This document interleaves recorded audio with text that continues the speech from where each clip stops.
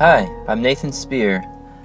This is part 3 of 5, the commentaries of my album, The Emotive Leaf.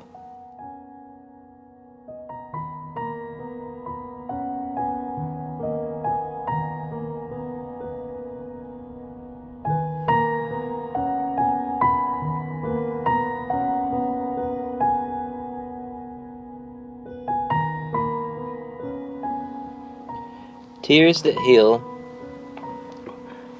was a deeply personal piece, and I wrote it in 2014 during a time when I was having a little bit of an emotional breakdown.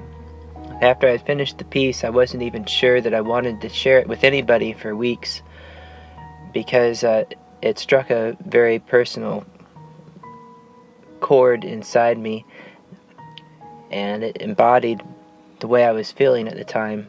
It was kind of a dark piece.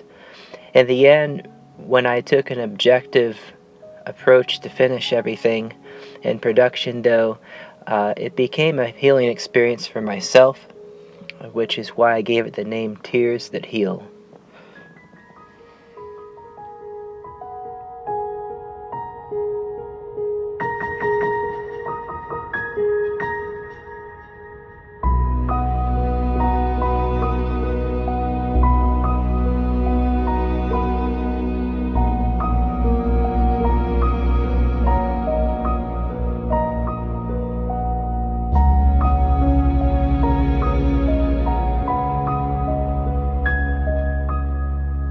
Aside from strings, another part of the texture in Tears That Heal is a process guitar.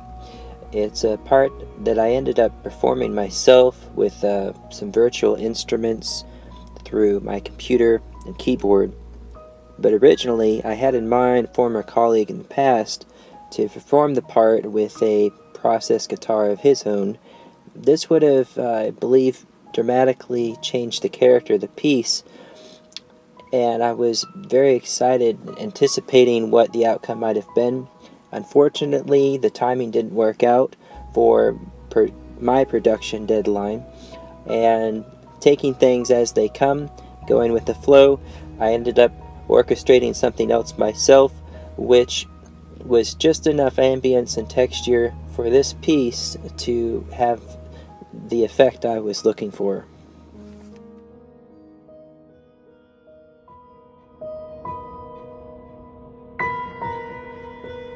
One other interesting element in the texture when I orchestrated Tears That Heal was a gong in the beginning, which I initially used to signify the beginning when a conviction finally comes into the heart, brings about repentance, tears of contrition, and tears that heal. On the other hand, at the end, the same texture resounds, signifying a completion of change in the chapter and a peace that resides after tears that heal.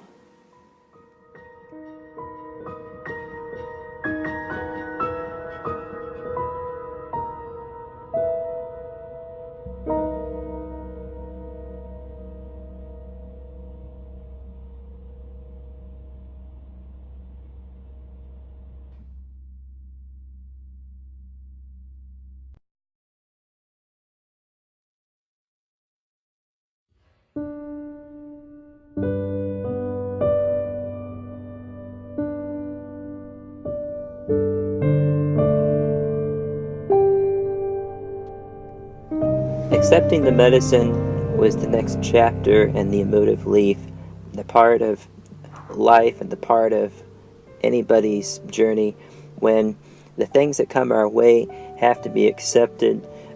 Whether we can change everything or not, we have to accept what's beyond our control, the strength to change the things that we can, the wisdom to know the difference.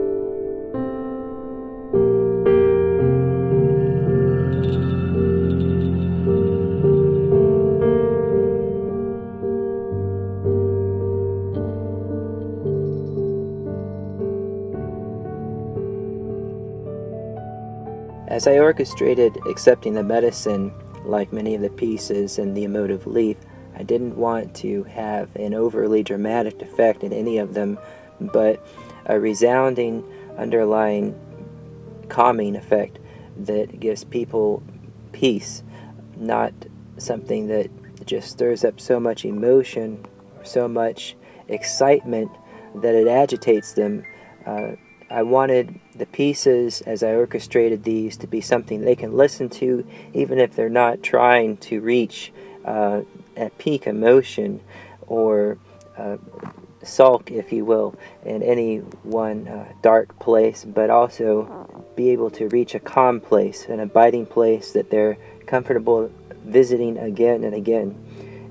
And Accepting the Medicine is that peace that I wanted in spirit and in underlying tones between the lines, with the title, with the music itself, to have that truth that threads through the album, that we can accept what comes our way, not be bound by it, but changed with it for the better.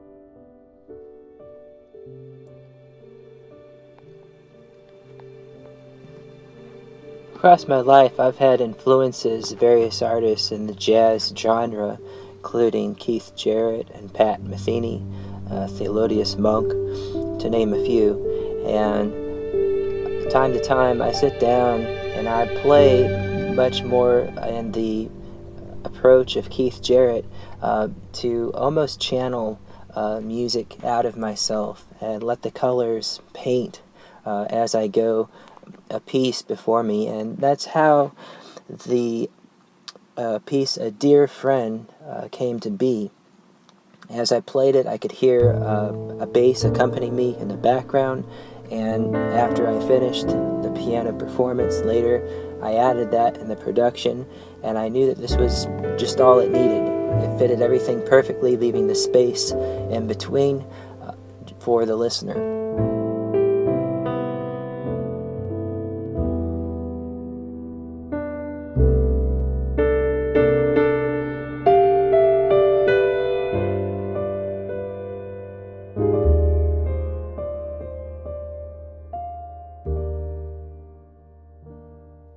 The idea behind A Dear Friend also, I have more than one person was thinking about.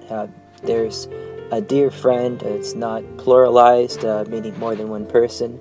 However, in the end, this applied in my mind as I produced this to several people who are close to me, that mean something dearly to me, people that I trust, that I go to, and when they're lost, I'm lost. When they're down, I'm down. And that's a great part of friendship. We feel each other's pain and burden, and it's a beautiful relationship. It's a beautiful process. Without it, every man would be an island. It would be a lonely world.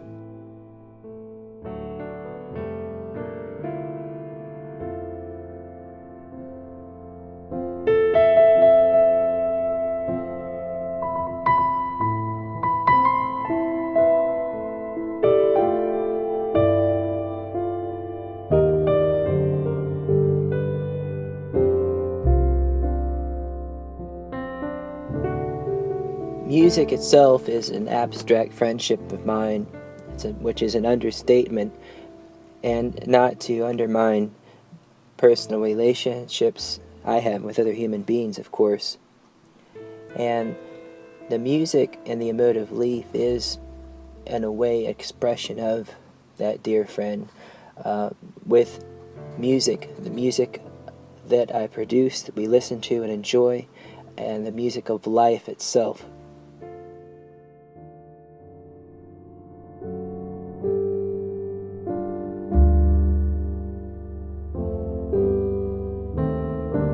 So the Emotive leaf has many underlying themes, things that I can't really touch poetically with words or write a novel in itself by. Instead, I wanted to touch on themes more abstractly through ambient chamber music and solo piano, which was my best means of expression for these types of thoughts and feelings at this time in my life. And I hope that these themes and things resonate with other people and the listeners. Music itself doesn't have to be bound by those ideas, but change people through them. They get edification through the music, and that's really what it's all about, is to be edified by the music.